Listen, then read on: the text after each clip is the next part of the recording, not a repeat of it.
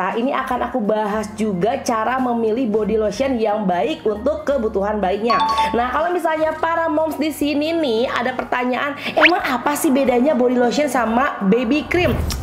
Jadi kalau misalnya tujuan baby lotion itu untuk melembabkan bayi, maka yang kita cari ya aqua, aloe vera, glycerin, hyaluronic acid dan bahan-bahan lain yang berasal dari alam. Jadi bukan bahan sintetis. Sebaiknya menghindari komposisi yang bisa mengandung iritan. Ya, mengandung iritan itu seperti apa? Yang pertama, kita bisa menghindari body lotion yang mengandung paraben ya. Kemudian yang kedua, bisa menghindari body lotion yang mengandung pewangi.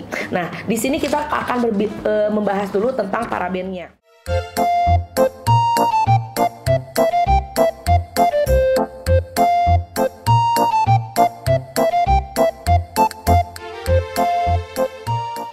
Dan hai, assalamualaikum warahmatullahi wabarakatuh. Ketemu lagi dengan aku di channel YouTube-nya Mommy Restia. Terima kasih ya buat teman-teman semuanya yang udah pada datang ke channel YouTube-nya aku. Dan di video kali ini aku akan ngebahas tentang seputar bayi lagi, karena katanya ternyata bayi itu nggak boleh loh dipakai lotion setiap hari. Bener nggak sih? Ya udah, sekarang kita akan bahas, check it out. Oke, jadi biasanya kemarin-kemarin kan aku suka ngerekomendasiin beberapa body lotion buat baby yang oke, harganya oke, ya ingredientnya juga oke. Nah, ternyata ini akan aku bahas juga cara memilih body lotion yang baik untuk kebutuhan bayinya. Nah, kalau misalnya para moms di sini nih ada pertanyaan, emang apa sih bedanya body lotion sama baby cream? Nah, sebenarnya dari ingredient itu sama aja mom, cuman beda di teksturnya. Jadi kalau baby cream itu dia teksturnya lebih kental dan mengandung lebih banyak moisturizer, sementara baby lotion biasanya dia bentuk teksturnya lebih encer karena lebih banyak mengandung air. Nah, biasanya suka dipakai di area badan gitu ya. Kalau misalnya muka pakai baby cream. Nah, jadi di sini aku juga akan menjelaskan tentang fungsi dari body lotion itu sendiri. Oke, dikarenakan kelebihannya ini, baby lotion ini kan dia teksturnya lebih cair dan lebih mudah diserap oleh kulit bayi. Jadi body lotion itu lebih cocok digunakan para bayi kita yang pertama, dia memiliki kondisi kulit yang tidak terlalu kering. Ingat ya moms ya, kalau misalnya kondisi kulit bayi kita kering, lebih baik langsung aja dipakein baby cream, baik itu di wajah ataupun di bagian badan. Kemudian di kondisi cuaca yang tidak terlalu dingin, sehingga bayi itu lebih rentan untuk berkeringat. Nah, lebih enak, lebih nyaman buat baby itu dipakein body lotion ketimbang baby cream. Kemudian yang ketiga adalah tipikal bayi yang lebih aktif bergerak sehingga dia lebih sering mengeluarkan keringat, itu dia bisa lebih baik dipakein body lotion ketimbang baby cream. Jadi intinya, kalau misalnya kondisi kulitnya kering, kemudian tinggal di suhu yang dingin, kemudian bayinya tidak terlalu aktif bergerak, lebih baik untuk melembabkan badannya pakai baby cream. Tapi kalau misalnya kondisi bayi kita lagi ada di suhu yang lagi lagi jarang hujan misalnya, udah kayak gitu kondisi kulitnya juga dia normal, udah gitu aktif pula, nah jangan dipakai baby cream untuk di bagian badannya, karena itu akan membuat kulitnya menjadi lengket dan tidak nyaman untuk bergerak. Jadi dipakai baby lotion aja. Dan sebelum kita memutuskan untuk mengaplikasikan baby cream atau body lotion kepada kulit bayi, moms perlu memperhatikan hal sebagai berikut. Yang pertama, kedua produk tersebut biasakan diaplikasikan setelah bayi dalam keadaan bersih setelah mandi. Nah, dalam keadaan dimandikan pun ada 3 kondisi yang harus kita perhatikan. Yang pertama, memandikan bayinya jangan pakai sabun mandi biasa atau sabun mandi orang dewasa ya, tapi khusus dipakein sabun untuk bayi yang tidak mengandung banyak iritan dan tidak mengandung SLS, karena biasanya kalau sabun mandi dewasa itu lebih banyak busanya untuk mengangkat minyak-minyak berlebih ya. Nah, kan kalau bayi itu kotorannya nggak terlalu banyak, kalau misalnya diangkat minyaknya terlalu berlebih, yang ada kulit bayinya menjadi lebih kering. Kemudian yang kedua, jangan memandikan bayi dengan air yang terlalu panas agar dia tidak dehidrasi dan kehilangan kelembabannya. Yang ketiga, jangan memberikan anduk ya. Jadi setelah mandi jangan memberikan anduk atau mengeringkan badannya itu dengan cara digosok, tapi dipijat, ditap-tap aja, biar pertama lagi kulit bayi sangat sensitif dan sangat lembut, sehingga kalau misalnya terlalu sering digosok nanti kulitnya jadi iritasi. Oke, lanjut. Pertanyaan selanjutnya adalah kapan sebaiknya menggunakan baby lotion? Karena tadi di awal video aku bilang ternyata kulit bayi itu nggak perlu loh dikasih lotion setiap hari. Bahkan kalau dipakai lotion setiap hari bisa berbahaya untuk kulit bayinya. Oke, lalu kapan kita perlu mengaplikasikan body lotion kepada bayi? Yang pertama, kakak kalau misalnya anaknya baru brojol ya, belum usianya sampai genap 2 minggu, itu nggak perlu dikasih body lotion ya. Jadi di situ kan kulit bayinya masih beradaptasi dengan dunia yang sesungguhnya. Jadi pastikan aplikasikan body lotion kepada bayi yang berusia di atas 2 minggu. Kemudian yang kedua, hanya memakaikan body lotion di saat diperlukan, yaitu ketika kulit bayi terasa kering dan kasar. Jadi nggak perlu setiap hari. Ketika kulit bayinya terasa lembut, halus, normal, itu tidak perlu diberikan body lotion karena justru itu akan membuat biang keringat atau misalnya kulit bayi menjadi jauh lebih gerah sehingga bayi menjadi tidak nyaman. Jadi diperlukan ketika bayinya kondisi kulitnya kering, kondisi kulitnya lagi ada ganti kulit, itu bisa. Tapi kalau misalnya kulit bayi sudah menjadi normal, meskipun ada body lotionnya, itu tidak perlu dipakai. Nah, kemudian yang ketiga, gunakan body lotion itu ketika bayi dalam keadaan yang bersih. Jangan ketika bayi dalam keadaan berkeringat atau sudah beraktivitas atau sudah terkena udara luar, panas matahari, baru kita pakein body lotion. Jadi kalau misalnya nggak dipakai setelah mandi pun, sebelum pemakaian body lotion diusahain untuk bayinya tuh kulitnya dibersihin dulu dengan air yang hangat. Oke, sekarang kita lanjut lagi ya ke yang lebih detail untuk cara memilih body lotionnya. Karena kulit bayi itu seperti yang kita tahu, dia sangat lembut, sensitif, dan mudah terserang alergi, maka bunda sebaiknya menghindari komposisi yang bisa mengandung iritan. Ya, mengandung iritan itu seperti apa? Yang pertama, kita bisa menghindari body lotion yang mengandung paraben ya. Kemudian yang kedua, bisa menghindari body lotion yang mengandung pewangi. Nah, di sini kita akan membahas dulu tentang parabennya. Dan kemudian yang tadi aku bilang yang pewangi. Nah, biasanya kalau misalnya bunda membeli barangnya secara online, mungkin bunda bisa mengidentifikasikannya berdasarkan komposisinya. Biasanya pewangi itu ditulisnya berbagai nama. Ada yang namanya parfum, ada yang namanya fragrance, ada namanya aroma atau flavor ya. Ada juga yang memang dia tidak menyebutkannya secara rinci. Nah, kalau misalnya seperti itu, lebih baik bunda membeli secara langsung karena bunda bisa mencium aromanya secara langsung. Kalau misalnya aromanya menyengat, biasanya dia mengandung parfum yang cukup tinggi. Jadi sebaiknya untuk menghindari resiko alergi, bunda memilih body lotion yang wanginya ya lembut-lembut, sedang-sedang saja. Kalaupun memang bunda ingin ada aroma di body lotionnya. Tetapi ada banyak juga loh produk body lotion buat bayi yang memang dia tidak menggunakan pewangi. Karena menurut penelitian lagi nih ya, kalau misalnya kita terlalu sering menggunakan produk-produk yang mengandung bahan paraben dan pewangi dalam jangka waktu yang lama, ternyata dapat mengganggu keseimbangan hormon di saat dewasa.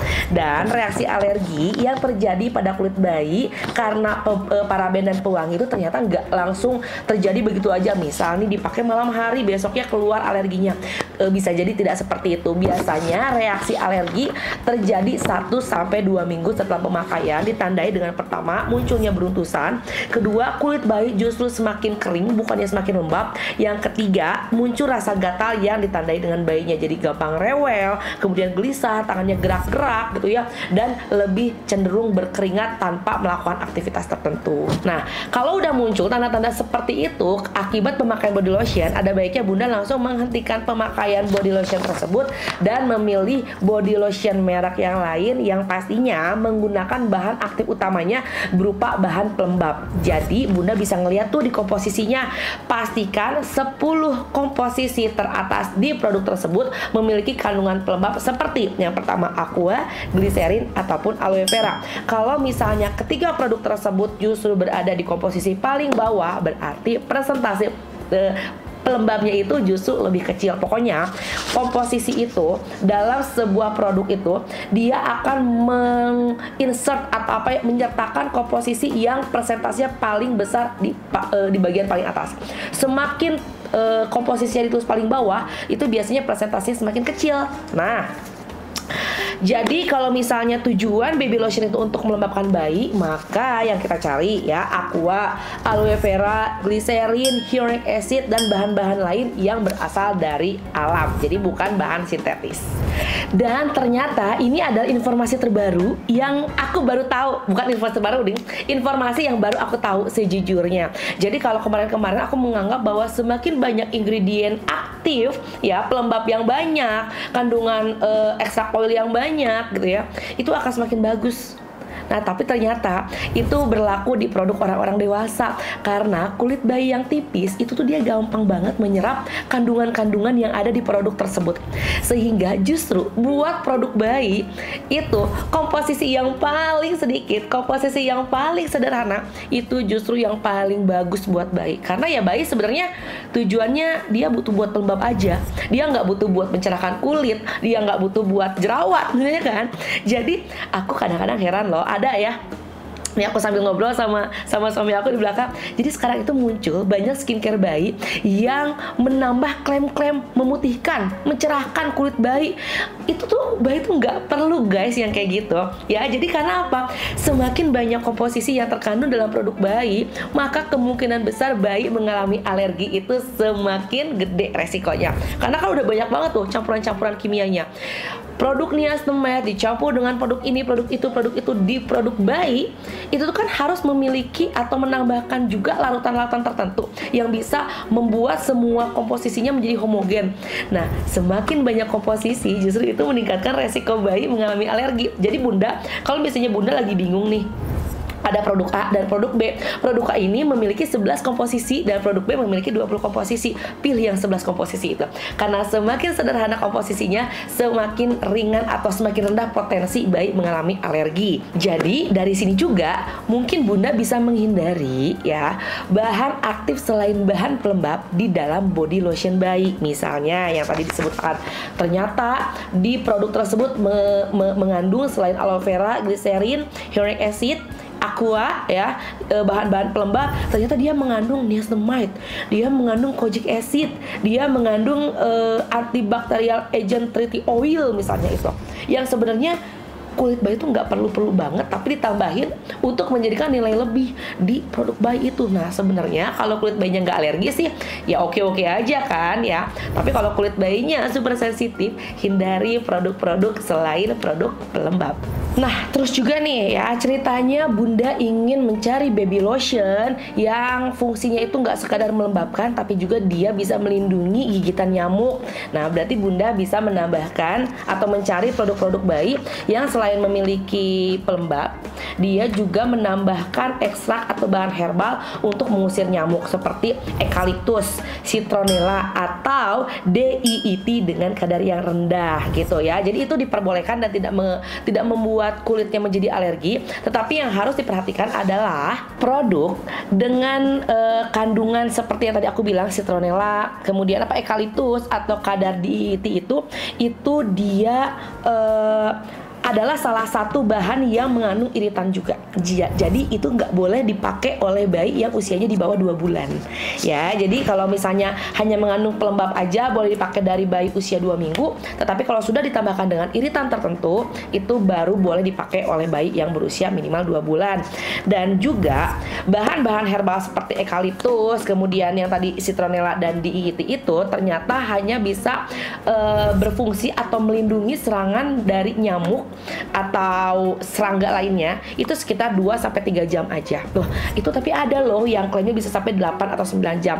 Berarti kadar citronellanya, kadar eukaliptusnya itu jauh lebih tinggi sehingga baru bisa dipakai oleh kulit bayi yang berusia 6 bulan ke atas. Gitu. Dari usia 2 bulan sampai usia 6 bulan biasanya kadarnya tidak boleh terlalu tinggi, sehingga itu hanya bisa melindungi sekitar 2-3 jam aja, sehingga bunda harus sering-sering reapply. Dan sekali lagi ya, karena pada dasarnya sebenarnya kulit bayi itu jangan terlalu sering dioleskan bahan-bahan iritan. Jadi sebaiknya alih-alih hanya mengandalkan terhadap lotion anti nyamuk, kemudian spray anti nyamuk, sebaiknya bunda juga melakukan hal-hal yang bersih bersifat protektif ya, seperti misalnya memakaikan baju lengan panjang ya biar nyamuk nggak gampang gigit, atau memakaikan kelambu pada saat si bayi tidur, atau nih ini sarang-sarang nyamuk biasanya dari mana? Oh, dari baju yang ditumpuk yang belum dilipat. Nah, jadi hindari baju-baju yang ditumpuk.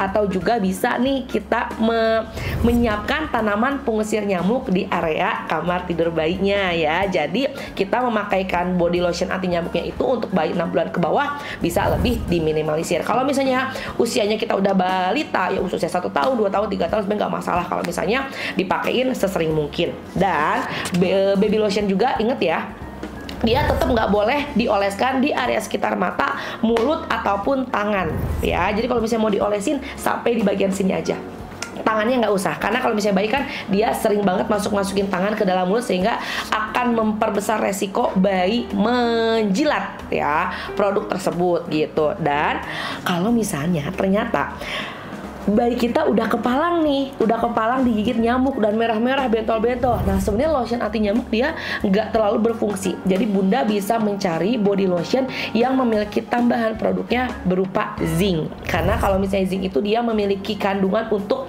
anti iritasi, untuk meredakan ruam-ruam merah gatal-gatalnya. Jadi kalau misalnya body lotionnya sudah ada zincnya, sudah ada eukaliptusnya, berarti dia bisa untuk mengusir nyamuk sekaligus membantu kalau misalnya kulit bayinya sudah terkena gigitan nyamuk. Dan mudah-mudahan informasi ini bermanfaat. Kalau misalnya kulit bayi bunda masih terlalu kering, saran aku langsung aja deh dipakainya baby cream ya. Sekali lagi, body lotion dan baby cream itu memiliki kandungan yang sama, tetapi dengan tekstur yang jauh lebih lembab, tekstur yang jauh lebih thick. Baby cream biasanya mampu mengatasi permasalahan kulit yang sangat kering. Semoga video ini bermanfaat. Tulis dong di kolom komentar kita mau nge-share tentang apa lagi nih. Dan buat bunda-bunda yang belum subscribe ya, please klik tombol subscribe karena itu gratis, biar bunda bisa mendapatkan notifikasi setiap kali aku upload video baru. Atau bunda nanti akan bertanya nih, lalu kalau seperti itu body lotion mana ya yang bunda Ires rekomendasiin? Nah, kalau itu bunda tinggal lihat aja ya, karena aku sudah bikin video-video sebelumnya. Itu aku sudah beberapa kali membahas rekomendasi tentang body lotion sekaligus ingredientnya. Semoga membantu. Sampai ketemu di video selanjutnya. Dadah, assalamualaikum warahmatullahi wabarakatuh.